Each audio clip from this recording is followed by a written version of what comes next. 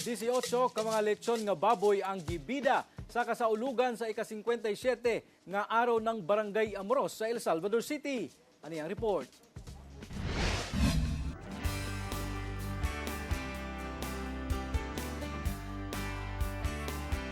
Mas nahimong bibo pa ang kasaulugan sa ika-57 nga araw ng Barangay Amoros sa El Salvador City sa Misamis Oriental. Dihang gipahigayon na ang tinuig nga Lechon Festival sa ilang barangay. Matagsona sa ilang barangay, may salmot sa Indigay sa pagluto og lamian nga lechon. 18 ka mga lechong baboy ang dungan nga gituyok sa Matagsona ato sa kasaulugan sa ika-57 nga araw ng Barangay Amoros dinhi sa El Salvador City. Klase-klaseng diskarte sa pagtimpla, apan ang pangutana, kinsa kaha ang mag-uli sa titulo nga pinakalaming lechon karon tuiga. Sumala sa mga opisyales sa barangay nga kini na ang ika-11 nga tuig sukad gisugdan ang Lechon Festival niadtong tuig 2013.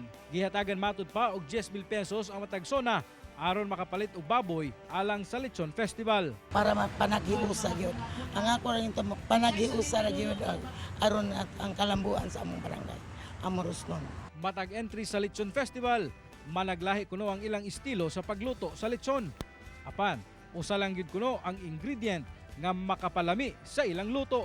Importante kay ang gugma nga ang iyang pagluto na ang love. Alright mga kapuso, syempre dili kompleto ang atong Lechon Festival kung dili nato matilawan ang lamian nga lechon sa Barangay Amoros. Crispy ang panit ug juicy ang unod. Kalina mga kapuso, mga untag lechon.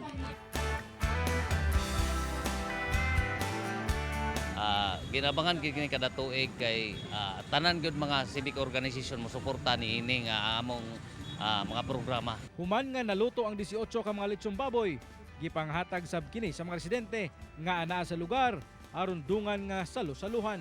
Kauban si Makoy Sempron sa kamera. Ako si James Pauliap para sa One Mindanao.